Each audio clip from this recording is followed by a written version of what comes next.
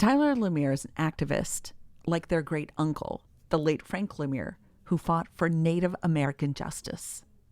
Tyler shared a clear identity with a purpose of understanding and acceptance during a phone interview this week with Siouxland Public Media. I am a Winnebago Shangay Wakikanok, which in English it would translate to queer trans man. Earlier this month, Lemire took to TikTok over concerns a majority of the 9-member Winnebago Tribal Council abused sovereign rights. I ended up making a video about it, and that has garnered 1 million views. And only 4 people on our council defended LGBTQ natives in our tribe. There were even multiple homophobic comments made during the council meeting when deciding whether or not we should ban gay marriage. Indians.com, a website for Native American news, information, and entertainment, and owned by Ho Chunk Inc., the economic development corporation of the Winnebago tribe, reported that on March 24th, the Winnebago Tribal Council, quote, narrowly approved a resolution to change tribal codes to no longer allow LGBTQ people to marry. Siouxland Public Media was not granted access to the video of the meeting at question, but tribal members who watched online say Lemire's assessment was correct. The council members that helped to vote to ban gay marriage said that we need to move those Shangays outside of our tribe because they do not belong and they do not have any purpose here. Or how the menfolk can imagine 2 women together, but they just can't think of 2 men being together.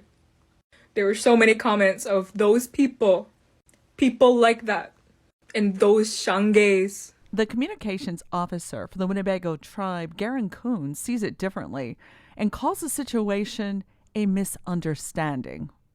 Did the tribe ban same-sex marriage, or what happened? In our codes, in our laws in the Winnebago tribe, it states that any person shall be married in the tribal court. And what happened is that there was a gal who wanted to get divorced, and the judge, in the language of that, it says persons. It doesn't say, man or woman, or it doesn't say woman or anything like that. It just says persons. And so he thought, because of the things that were happening across the land by the Supreme Court recognizing same-sex marriages, that he should probably go and get a defined, kind of redefine that. He approached the council and through our legal counsel, and they wanted clarification just on if it was possible or if the tribe would recognize that. So there was no ban of same-sex marriage in the Winnebago tribe. It just needs to be clarified. I think that's kind of what needed to be cleared up. What happened then was that the legal counsel helped write the language for that. There was some council members that didn't agree with that yet. They needed to get more education. There was a kind of a motion that was passed, and after it was redefined, some of the meeting from that legal council kind of got out to the community, and there were some questions and some clarification that needed to happen. That took place at the next council meeting, which was held in April. The council at that time used that language to recognize same-sex marriage in the Winnebago Tribal Court. It looked like at one time there was enough support to actually ban same-sex marriage. Yeah, there was some confusion there, and it needed to be clarified. And in that meeting, the councils kind of expressed that they're like, well, wait, we need to kind of, ask the Two-Spirit relatives their thoughts. Another council member said, we need to consult with our elders and some of our stories and things like that. And then another council, I believe, was kind of religious and stuff, and he wanted to make sure that he wasn't going against his religion. That just needed to be clarified. Indians.com says Lemire's video led tribal leaders to rescind its decision and vote overwhelmingly to recognize same-sex marriage and divorce. And during an appearance on a tribal radio station, Council Chairwoman Victoria Kitchian issued an apology to anyone offended by the council's earlier decision and led another tribal council meeting on Monday, April 18th, where Tyler Lemire addressed leaders. Evading the events that transpired, whether that be from a place of shame or trying to save face, is not going to benefit either party in this situation. Neither is any attempt at damage control. I hope that this remains an important lesson on all tribal leaders here today, tribal leaders across Turtle Island, and future Winnebago leaders, to think more carefully about their decisions, as well as learning that actions have consequences. I do not mean to speak to anyone here in terms of threats or to make enemies. We are all relatives here.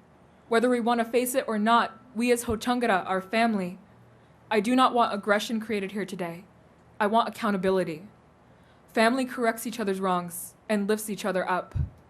Wanaginapshana, Tori, Louie, Lorelei, and Brian, for your support and allyship through all of this. And thank you, Louie and Lorelei, for sharing your wisdom here today and at the rally prior to the meeting. Thank you for your time.